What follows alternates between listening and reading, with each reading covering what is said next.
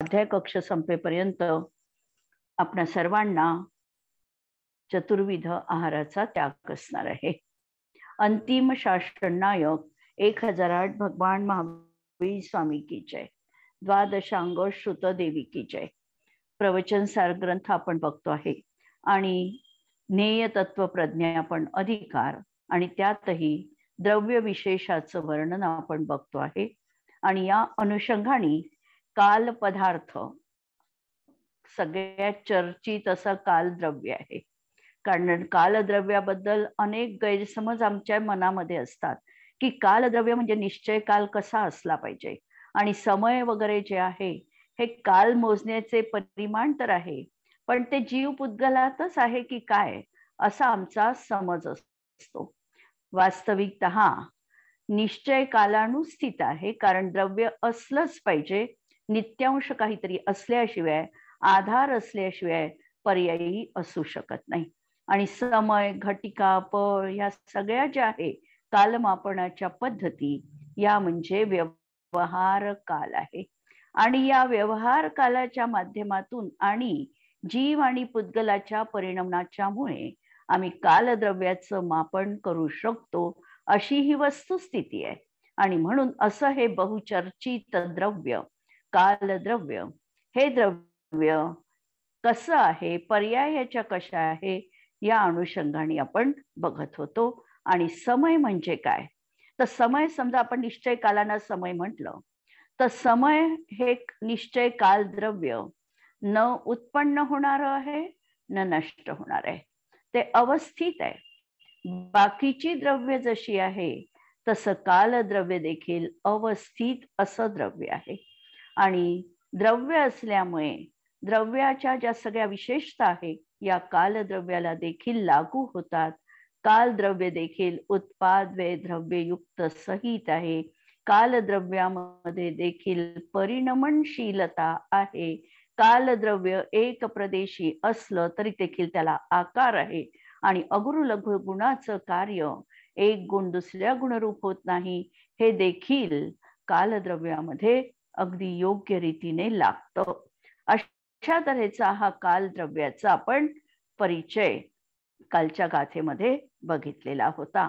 आणि कालद्रव्याच्या बाबतीत आपण मोजमाप करायचं तर परमाणूच्या गतीवरून कालद्रव्याच्या सूक्ष्म इकाईचं मोजमाप केलं होतं, ज्याला समय असं म्हटलेलं होतं की एक पुद्गल परमाणू आकाशाच्या एका प्रदेशावरून किंवा कालाणू जिथे अवस्थित आहे त्या ठिकाणी तो परमाणू अवस्थित आहे आणि तिथून दुसऱ्या प्रदेशावर जाण्यासाठी त्याला जेवढा वेळ लागला त्याला समय असं म्हटलं। आणि समयाची सूक्ष्मता जर आम्हाला बघायची असेल तर आज आम्ही ती कोणत्याही घड्याळीमध्ये मापन करू शकत नाही। आम्ही म्हणजे आपण मिनिट, सेकंद, नॅनो सेकंद असे भाग करू, पण त्याही पेक्षा सूक्ष्म माप आचार्यांनी समयाचं केलेलं आहे।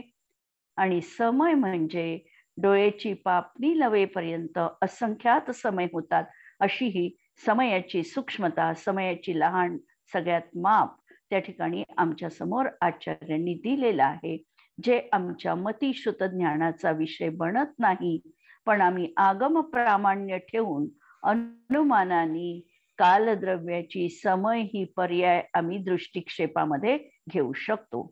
आणि दुसरं आणखी आपण एक बघितलं होतं की कालांश जो आहे म्हणजे समय जो आहे या समयामध्ये परत आम्हाला अंश कल्पना करता येत नाही, कारण ती सगळ्यात अविभागी असा निरंश आहे आणि त्याच्यामध्ये परत आम्ही अंश कल्पना करणार नाही किंवा करू नका असा आचार्यांचा आदेश आणि उपदेश आहे। जसं सांगितलं की एक परमाणू 14 राजुगमन करू शकतो एका समयामध्ये, आणि या दृष्टीने आम्ही त्याचे विभाग करू म्हटलं तर असा विभाग करण्याचा गरज नाही। आणि कारण त्या ठिकाणी हा समय जो आहे हा निरंश आहे, त्याच्यामध्ये अंश कल्पना नाही, ही गोष्ट आचार्यांनी कालपर्यंत स्पष्ट केलेली आहे। आणि आता आपण पुस्तकामध्ये जो भावार्थ दिलेला आहे त्याला बघूया। एका पुद्गल परमाणूला तेथील कालानुने व्याप्त प्रदेशाला मंद गतीने उल्लंघन करण्यास जेवढा वेळ लागतो तेवढा तत्सम समांतर समय आहे. म्हणजे ज्या आकाश प्रदेशावर कालद्रव्य स्थित आहे, कारण सर्वत्र कालद्रव्य असं व्यापून असणारं द्रव्य आहे. कालानुने व्याप्त प्रदेशाला एका परमाणू देखील तिथेच आहे आणि परमाणूनी दुसऱ्या द्रव्य म्हणजे कालाणूपर्यंत जाण्यासाठी त्याला जो वेळ लागलेला आहे, कालाणूपर्यंत म्हणा किंवा आकाशाच्या प्रदेशाला म्हणा, असं त्यांनी जे उल्लंघन केलेलं आहे त्याला समय असं म्हटलेलं आहे. हीच कालद्रव्याची सूक्ष्म वृत्ती आहे. हा कालद्रव्याचा सगळ्यात लहान भाग, अविभागी भाग असणार आहे. त्यानंतर आणि पूर्वी जो समय परिणाम आहे, त्या कालद्रव्याचा जो समय नावाचा पर्याय आहे, परिणाम आहे, तो अनादी अनंत, पर्यायी देखील अनादी अनंत होत आहे. म्हणून पूर्व पर्यायीचा नाश आणि नंतरच्या पर्यायीचा उत्पाद असा हा पर्याय त्या ठिकाणी बदलत आहे. आणि तो उत्पन्न आणि प्रध्वंसी आणि अनित्य आहे. समय जो आहे किंवा त्याच्यामध्ये उत्पाद वेळ ध्रुवता असल्यामुळे हा उत्पन्न पण होतो आणि प्रध्वंस पण होतो. म्हणजे थोडक्यात पर्यायार्थिक नयाच्या अपेक्षेने जर कालद्रव्याला बघितलं तर कालद्रव्यामध्ये पर्यायी होतात आहे आणि पर्यायी हा नवीन उत्पन्न होतात आणि जुनी नष्ट होते, अशा प्रकारची तिथे परिस्थिती आहे. यामध्ये अन्वय रूपाने व्यापून असणारा पदार्थ म्हणजे कालद्रव्य. आता या पर्यायी सातत्याने होत आहे. या पर्यायींमध्ये जे अनुस्यूत असलेलं, व्यापक असलेलं, अन्वय रूपाने निरंतर विद्यमान असणारं जे तत्व, त्याला म्हटलेलं आहे कालद्रव्य, निश्चय कालाणू. आणि हा निश्चय कालाणू नित्य आणि अनुत्पन्न आणि प्रध्वंसी आहे.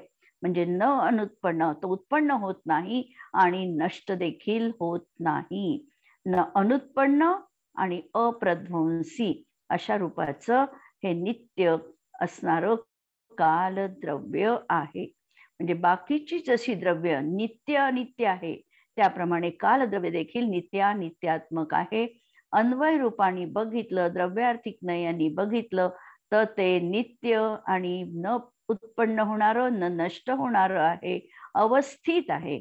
आणि पर्यायार्थिक नयाने बघितलं तर त्याच्याही प्रतिसमय पर्यायी होतात आहे आणि म्हणून ते उत्पन्नही होतं आणि नष्टही होतं, अशा प्रकारचं म्हटलेलं आहे. म्हणून समयामध्ये अंशकल्पना नाही आणि एका प्रदेशामध्ये देखील अंशकल्पना करता येत नाही. ते निरंश असं आहे. हे सांगताना ज्याप्रमाणे एका प्रदेशामध्ये विशिष्ट अवगाह परिणामामुळे अनंत परमाणूंचा सूक्ष्म स्कंध राहतो, म्हणून आकाशाच्या प्रदेशांचे किंवा अणूचे विभाग पडत नाही. तो जसा आकाशाचा एक प्रदेश निरंश आहे, एका प्रदेशात अंशकल्पना संभवनीय नाही किंवा मानू नका, तसेच तीव्र गतीने परमाणू एका समयात या लोकापासून त्या लोकांतापर्यंत जातो, म्हणून 14 राजू गमन करतो, म्हणून समयाचे पुन्हा विभाग पडत नाही, कारण तो अविभागी कालांश आहे. म्हणून समय हा देखील अविभागी कालांश आहे आणि प्रदेश हा देखील अविभागी प्रदेशांश आहे. तो पुद्गल परमाणूचा विशिष्ट गती परिणाम आहे. तर अशा तऱ्हेने हा भाग आपण या ठिकाणी बघितलेला आहे. गाथा 139 सारांश पहा. कालद्रव्य हे एक प्रदेशी आहे आणि कालद्रव्याच्या द्रव्य आणि पर्यायीचे ज्ञान या गाथेत आम्हाला आचार्य करून देतात आहे. कालद्रव्य हे अनादी अनंत आहे, त्याचे प्रतिसमय परिणमन आहे आणि त्याचं सूक्ष्मातिसूक्ष्म परिणमन म्हणजेच समय आहे. म्हणजे कालद्रव्याची पर्याय त्याचं नाव आहे समय. कालद्रव्य संख्यारूपाने बघितलं तर असंख्यात आहेत. कालद्रव्याची प्रति समय समय ही पर्याय होते, जी उत्पन्न होते आणि नष्ट पण होते. कालद्रव्य आकाशाच्या एकेका प्रदेशावर एक एक कालद्रव्य अवस्थित आहे. आकाशाचा एक एक प्रदेश अनंश आहे, निरंश आहे. म्हणजे आकाशाच्या प्रदेशामध्ये देखील अंश कल्पना नाही. कालद्रव्य देखील अनंश आहे, तो देखील निरंश आहे. कालामध्ये देखील अंश कल्पना नाही. आणि कालाची पर्याय समय ही पण निरंश आहे. ज्याप्रमाणे अनेक परमाणूंचा स्कंद एका प्रदेशावर राहतो, तेव्हा त्या प्रदेशामध्ये परत अंश कल्पना नाही. कारण अनेक परमाणू एका प्रदेशावर राहणं ही त्याची विशिष्ट अवगाह शक्ती आहे. त्याप्रमाणे परमाणू देखील एका समयात 14 राजू गमन करू शकतो. म्हणून समयात परत अंश कल्पना करण्याची गरज नाही, कारण ती परमाणूची गती आहे. याला जर आम्हाला थोडं दृष्टांतावरून समजून घ्यायचं असेल तर आम्ही एक दृष्टांत या ठिकाणी सांगू शकतो की घड्याळीचं आपण उदाहरण बघू. घड्याळाचं जे बॅकग्राऊंड आहे ते म्हणजे आकाशद्रव्य आहे, अशी कल्पना करा. घड्याळ सीमित वस्तू लक्षात घ्या आणि त्याचं जे बॅकग्राऊंड मागे दिलेला आहे, जो पडदा दिलेला आहे, हा पडदा बॅकग्राऊंड म्हणजे आकाशद्रव्य आहे. यावर आकडे लिहिलेले आहे, 12, 1, 2 असे जे आकडे लिहिलेले आहे. आता हे जरी दूर दूर असले तरी देखील आम्हाला तिथे कालद्रव्याची कल्पना करायची आहे. पण कालद्रव्याची कल्पना करताना असे दूर दूर नसून ते अगदी नजीक नजीक लागून लागून असं ते कालद्रव्य आहे. याप्रमाणे एक राऊंड 12 ते 11 पर्यंतचा आणि 12 पर्यंतचा पूर्ण असा एक गोल राऊंड जो आपण पाहिलेला आहे, ज्या ठिकाणी आकडे लिहिलेले आहे, हे आकडे म्हणजे जणू काही कालाणू आहे असं गृहीत धरा. आणि याच्यामध्ये आता जे फिरणारं द्रव्य आहे ते आहे काटे, म्हणजे मिनिट काटा, सेकंद काटा आणि तास काटा. त्याच्यामधला आम्ही एकच काटा घ्या. जर मिनिट काटा, सेकंद काटा आम्ही घेतला समजा त्या ठिकाणी, तर सेकंद काटा फिरतो आहे आणि द्रुतगतीने फिरतो आहे.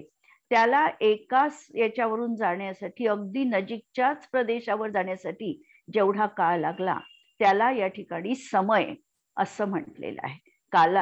काटा जो आहे तो सेकंद काटा म्हणजे परमाणू आहे असं गृहीत धरा आणि त्याला लगतच्याच प्रदेशावर जाण्यासाठी लागलेला जो वेळ आहे त्याला समय असं म्हटलेलं आहे. अशा प्रकारे काटे जिथे आहे तिथेच काटे फिरतात आहे आणि आकडे जे आहे ते जिथे आहे तिथेच अवस्थित आहे. त्याप्रमाणे हा निश्चय कालाणू जिथे आहे तिथेच अवस्थित आहे. गती जी सुरू आहे ती जीव आणि पुद्गलाची गती सुरू आहे आणि या गतीवरून समयाचं निर्धारण केल्या गेलेलं आहे. आणि समय जो आहे हा कालद्रव्याचा सूक्ष्म पर्याय आहे. आणि या समयावरून बाकीच्या पदार्थांचं देखील आम्ही हा इतक्या वर्षाचा झाला किंवा हे पुस्तक इतकं जुनं आहे अशा प्रकारची कल्पना कालद्रव्याच्या या समयावरूनच आम्ही करू शकतो. अशा तऱ्हेचं हे उदाहरण आपल्याला बघता येईल. आणि या गाथेचा प्रयोग आमच्या जीवनामध्ये कालद्रव्याच्या अविभागी समय पर्यायी समान आपल्या अविभागी परिणमनाचं चिंतन करून, कालद्रव्य जसं अविभागी समय त्याचा आहे, आत्म्यामध्ये देखील अशाच प्रकारच्या अविभागी पर्यायी होतात आहे. प्रतिसमयाची जी पर्याय आहे या पर्यायीचं आम्हाला चिंतन करायचं आहे. पण पर्यायीच्या चिंतनातून आम्हाला त्याची अध्रुवता बघायची आहे आणि या अध्रुव पर्यायीचं अवलंबन घेऊन आत्म्याच्या ध्रुवतेला आम्हाला लक्ष करायचंय. लक्षात घ्यायचं की आम्हाला आश्रय तर वर्तमान पर्यायीचा घ्यायचा आहे. वर्तमान पर्यायीचा विषय मात्र आम्हाला ध्रुव बनवायचा आहे, त्रिकाली बनवायचा आहे. म्हणून अशा प्रकारचं चिंतन करून आमच्या चित्स्वरूप मात्र आत्म्याचं अवलोकन जीवनात करता येतं का, याचा अभ्यास आमच्या जीवनात या कालद्रव्याच्या माध्यमातून आम्हाला करायचा आहे. अनादिकालापासून आमचा हा संपूर्ण काल हा निरर्थक गेला. आमच्या जीवनात आम्ही रागद्वेषाचं पुष्टीकरण केलं, मिथ्यात्वाला आम्ही आमच्या जीवनास थारा दिला, त्याची आम्ही आवभगत केली, अनेक तऱ्हेच्या मिथ्या मान्यता आम्ही उराशी बाळगून बसलो आणि समीचीन ध्येय काय आहे हे कधीही जाणण्याचा प्रयत्न केला नाही. आज आमच्या हातामध्ये हा जो समय आहे, हा आमचा जो समय म्हणजे कालाचा नाही, आमचा जो समय नामक निमित्तक असणारा पर्याय आहे. या पर्यायीच्या माध्यमातून आम्हाला आमच्या ध्रुव तत्वाचा शोध घ्यायचा आहे की ही पर्याय माझ्या हातातून नष्ट होणारी आहे, अध्रुव पर्याय आहे. पण या अध्रुव पर्यायीतून ध्रुवत्व मला दिसू शकतं का, या दृष्टीने आमच्या कालाचा सदुपयोग आम्हाला करता येतो का, याचं चिंतन आणि मनन आमच्या जीवनात आम्हाला करायचं आहे.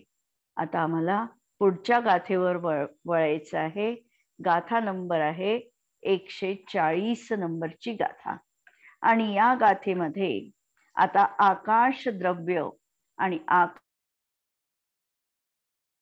द्रव्याचे प्रदेश मापन परिमाण, जसं आता समयाचं माप सांगितलं तसं प्रदेशाचं माप काय आहे. आकाश निरंश आहे की अंश कल्पना त्यामध्ये संभवते, आकाश अखंड द्रव्य आहे, अशा प्रकारच्या ज्या काही आमच्या मान्यता आहे याचं स्पष्टीकरण या गाथेमध्ये 140 नंबरच्या गाथेत केलेलं आहे. गाथा बघा. आगास म्हणून विठ्ठीम, आगास म्हणून निविठ्ठम, आगास पदेस सण्णया भणिदम, सव्वेसिंज अणूनम, सक्कदितम देदुवगासम. आगास म्हणून निविठ्ठम, आगास पदेस सण्णया भणिदम, सव्वेसिंच अणूनम, सक्कदितम देदु मवगासम. अणुनिविठ्ठम, अणुनी व्यापलेलं, आगासम आकाश, आगास सपदे सण्णया भणिदम, आकाशाचा प्रदेश या नावाने संज्ञीकरण, त्याचं नामकरण केल्या जातं. सण्णया भणिदम, संज्ञेनी ते सांगितले जातं, या नामाने ते कथन केल्या जातं. म्हणजे अणुनी व्यापलेलं आकाश म्हणजेच प्रदेश आहे असं म्हटलं जातं. तम सव्वेसिमच्या अणुनम, आणि तो प्रदेश सर्व अणूंना, अणूंना याचा अर्थ स्कंदही, जो अनंत प्रदेशी असेल पण एका प्रदेशात सामावला जाऊ शकत असेल असा स्कंद देखील या ठिकाणी अणू या शब्दाचा वाच्य म्हणून घ्यायचा आहे. म्हणून तो प्रदेश सर्व अणूंना आणि अवगासम देदुम सक्कदी, आकाश जागा देण्यासाठी समर्थ आहे. म्हणजे आकाश द्रव्याचं अवगाहन सामर्थ्य या ठिकाणी सांगितलं. आणि आकाशामध्ये अशा प्रकारे प्रदेश कल्पना कशा प्रकारे संभवू शकते हे देखील या गाथेमध्ये सांगितलेलं आहे. टीका पहा. एका अणूने व्यापलेला आकाशाचा अंश हा निश्चयाने आकाशाचा प्रदेश आहे. प्रदेश त्याला म्हणायचं की परमाणूने जेवढी आकाशाची जागा व्यापलेली आहे आणि परमाणू अतिसूक्ष्म द्रव्य आहे त्यांनी जे आकाशाचं क्षेत्र व्यापलेलं आहे त्याला प्रदेश असं म्हटलं जातं. तो एक असूनही प्रदेश एक आहे. शेष 5 द्रव्याच्या प्रदेशांना सूक्ष्म परिणत अनंत परमाणूंच्या स्कंधांना अवकाश देण्यास समर्थ आहे. आणि हा प्रदेश त्या ठिकाणी आकाशद्रव्य आहे आणि आकाशद्रव्य असल्यामुळे अवगाह देण्याचं सामर्थ्य आकाशद्रव्यामध्ये विद्यमान आहे. अवगाहन हेतुत्व हा आकाशाचा असं साधारण गुणधर्म आहे. आकाश हे अविभागी द्रव्य असतानाही त्यामध्ये अंश कल्पना आहे.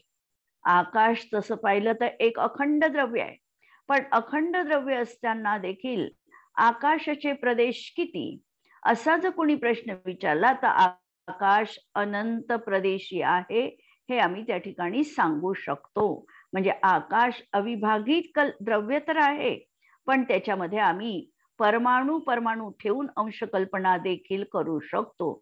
जसं स्केल आम्ही बघितली तर स्केल तर आहे अखंड, पण त्यामध्ये सेंटीमीटर सेंटीमीटर अशी आम्ही अंश कल्पना करू शकतो. आणि अशी कल्पना केल्यानंतरच आम्हाला 1 मीटर अशा प्रकारची लांबी त्या ठिकाणी आम्ही गृहीत धरू शकतो.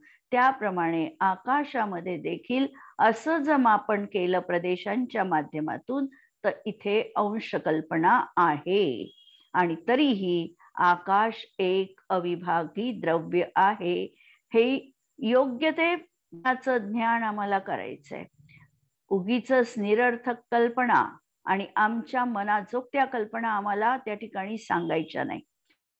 आगमामध्ये जे द्रव्य ज्या पद्धतीने कथन केलेलं आहे त्या पद्धतीने आम्हाला त्या द्रव्यांना ज्ञेय रूपाने स्वीकार करायचं आहे. म्हणून आकाश हे अविभागी एक द्रव्य आहे आणि तरीही त्याच्यामध्ये अंश कल्पना आहे. आणि म्हणूनच प्रत्येक वस्तूचं क्षेत्र आम्ही अलग अलग सांगू शकतो, कारण त्याच्यामध्ये अंश कल्पना आहे. अंश कल्पना असल्यामुळे प्रत्येक द्रव्याचं क्षेत्र अलग आहे. समजा पुस्तक आहे तर पुस्तकाने व्यापलेलं क्षेत्र अलग आहे. त्याच ठिकाणी मोबाईल आहे, मोबाईलनी व्यापलेलं क्षेत्र अलग आहे. म्हणजे वेगवेगळ्या वस्तू असतील, वेगवेगळे द्रव्य असतील तर त्यांनी व्यापलेलं क्षेत्र वेगवेगळं आहे. जेव्हा आकाशात अंश कल्पना असेल तेव्हाच हे क्षेत्र असं वेगवेगळं सांगता येऊ शकतं. आणि म्हणून कारण जर असे नसेल तर सर्व परमाणूंना अवकाश देणे संभवत नाही. आणि जर आम्ही अशा प्रकारची आकाशामध्ये अंश कल्पना जर मांडली नाही तर अनंत परमाणू आहे आणि त्या आकाशामध्ये इकडे तिकडे विखुरलेले आहे. त्या सर्व परमाणूंना अवगाह देण्यास आकाश द्रव्य समर्थ होणार नाही. म्हणून आकाश तर अविभागी द्रव्य आहे, पण त्याच्यामध्ये अंश कल्पना आहे, ही गोष्ट इथे आपल्याला सांगितलेली आहे. आणि असं असूनही आकाशामध्ये अंश कल्पना नाही, आकाशही निरंश आहे, अशी कोणाची कल्पना असेल किंवा असा कोणी प्रश्न उपस्थित करत असेल की आकाश एक अविभागी द्रव्य आहे, हे तर बरोबर आहे, पण याच्यामध्ये अंश कल्पना पण नाही, निरंश आहे, असं जर कोणी प्रश्न करत असेल तर आचार्य सांगतात, समजा आम्ही 2 बोट दाखविली, 2 अंगुली दाखविली, तर त्या 2 अंगुली आकाशामध्ये प्रसारित करून सांगावं की या 2 अंगुलीचं क्षेत्र एक आहे की अनेक आहे. जर आम्ही 2 बोट दाखविलेली आहे तर 2 बोटाचं क्षेत्र एक आहे की अनेक आहे, हा प्रश्न या ठिकाणी त्याच्या प्रश्नावर प्रतिप्रश्न उपस्थित केला. अंश कल्पना नाही असं जो कोणी म्हणणारा असेल त्याच्यावर आचार्यांनी प्रश्न प्रतिप्रश्न उपस्थित केला की जर 2 बोट आहे तर 2 बोटाचं क्षेत्र एक आहे की अनेक आहे. यावर जर असे म्हणाल की आकाश अभिन्न अंश सहित अविभागी एक द्रव्य आहे, म्हणून या 2 अंगुलीचं क्षेत्र एकच आहे. जर याच्यावर जर एखाद्या तार्किकाचं मिथ्या तर्क हा राहिला की आकाश अभिन्न द्रव्य आहे, अंश सहित अविभागी एक द्रव्य आहे, अंश रहित पाहिजे त्या ठिकाणी, आकाश अभिन्न अंश रहित अविभागी एक द्रव्य आहे आणि म्हणून या 2 अंगुलीचं एक क्षेत्र आहे, हा एक प्रश्न. आणि दुसरा असा असू शकतो की भिन्न अंश सहित अविभागी एक द्रव्य आहे म्हणून आहे. पहिलं अभिन्न अंशपूर्वक एक अविभागी द्रव्य आहे असा पहिला पक्ष जर आम्ही मान्य केला की आकाश अभिन्न अंशसहित एक अविभागी द्रव्य आहे आणि त्या 2 अंगुलीचं एक क्षेत्र आहे असा जर पक्ष आम्ही मान्य केला, म्हणजे पहिला पक्ष जर मान्य केला, तर ज्या अंशाने एका अंगुलीचं क्षेत्र आहे त्याच अंशाने दुसऱ्या अंगुलीचं पण क्षेत्र असायला पाहिजे. दोन्हीचं क्षेत्र एक व्हायला पाहिजे, म्हणजे दुसऱ्या आधी अंशाचा अभाव होईल. म्हणून त्या ठिकाणी अंश उरणारच नाही, कारण दोन्ही बोटांचं एकच क्षेत्र झालं. हा पक्ष तुम्ही त्या ठिकाणी स्वीकारलेला आहे. हा पक्ष प्रत्यक्षाने बाधित दिसतो आणि म्हणून हा पक्ष स्वीकारता येत नाही. आता दुसऱ्या वगैरे अंशाचा अभाव झाल्यामुळे आकाशाला परमाणूप्रमाणे प्रदेश मात्र मानावे लागेल. त्याच्यावर पहिल्यावर उत्तर देऊन टाकलं. आता तुम्ही जो दुसरा पक्ष उपस्थित केला होता की भिन्न अंश सहित अविभागी एक द्रव्य आहे असा जर पक्ष असेल तर अविभागी एका द्रव्यामध्ये तर तुम्हीच अंश कल्पना केली. म्हणजे तुम्ही जे म्हटलं होतं की यामध्ये अंश कल्पना नाही, तर तुमच्याच म्हणण्यानुसार तुम्ही अंश कल्पना या ठिकाणी मान्य केली, जे आम्हाला इष्टच आहे. असंच तर आम्ही मानतो आहे आणि म्हणून तुम्ही दुसरा पक्ष स्वीकारला. हा आम्हाला ग्राह्य पक्ष आहे. आणि दुसऱ्या तऱ्हेने पहा, जर अनेक असेल तर 2 उंगलीचं क्षेत्र, पहिला पक्ष एक आहे असं मानलं होतं, आणि 2 बोटांचं क्षेत्र जर अनेक आहे असं जर मानलं तर आकाश सविभागी अनेक द्रव्यपणामुळे अनेक आहे का? खंड खंड कल्पना आहे का त्याच्यात?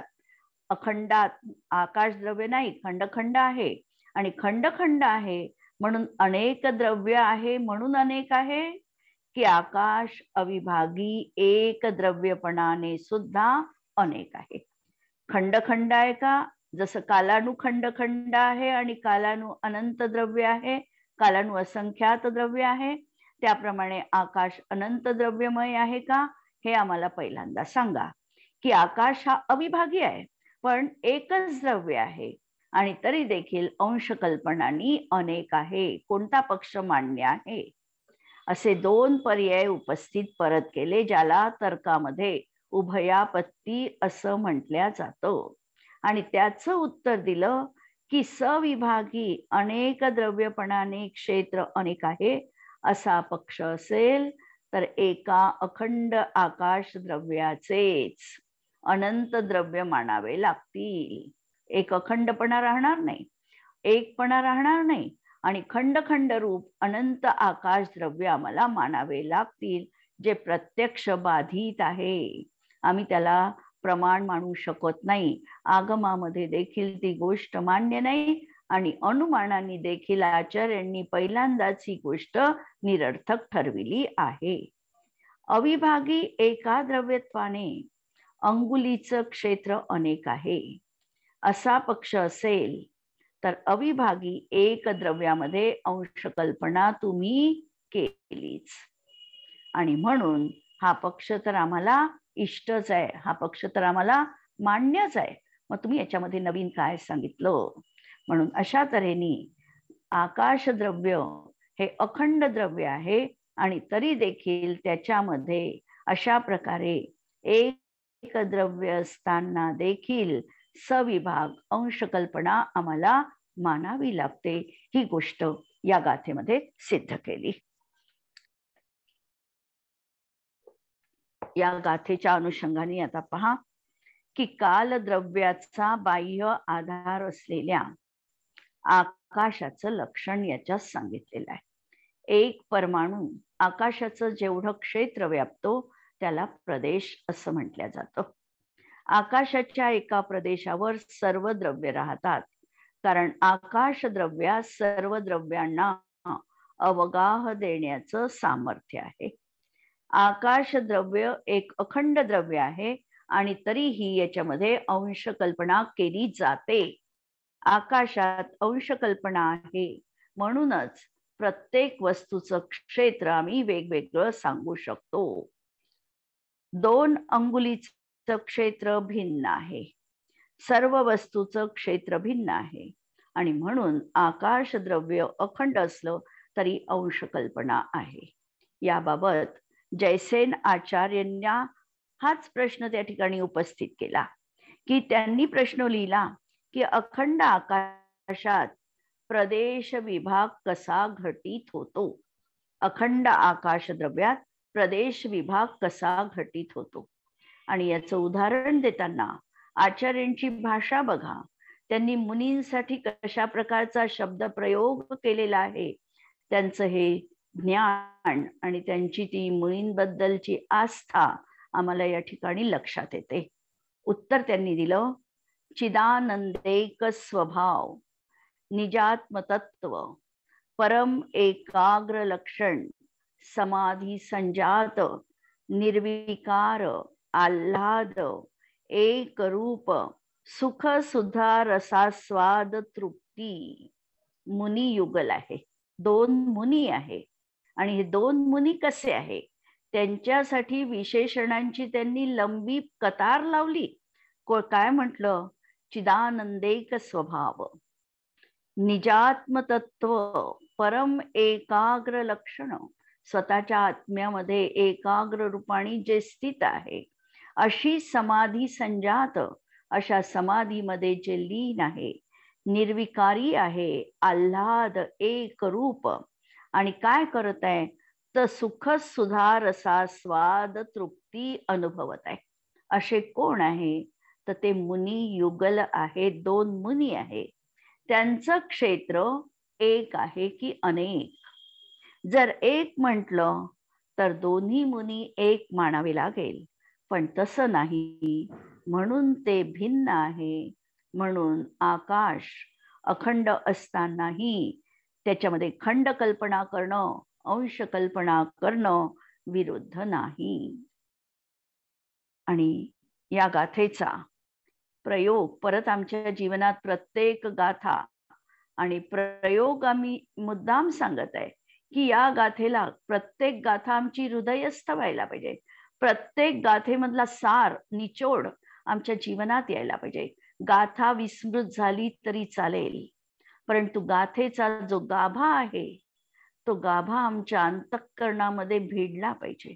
आणि या अनुषंगाने आम्हाला विचार करायचा आहे की आकाश द्रव्य कसं आहे, असीम आहे, अपरिमित आहे, आकाशाला मर्यादा नाही. त्याप्रमाणे माझा आत्मा देखील अपरिमित आहे, असीम आहे.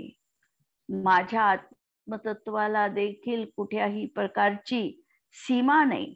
हा आत्मा न शब्दांच्या चौकटीत बंदिस्त होऊ शकतो, न परिभाषेमध्ये मी त्याला सांगू शकतो.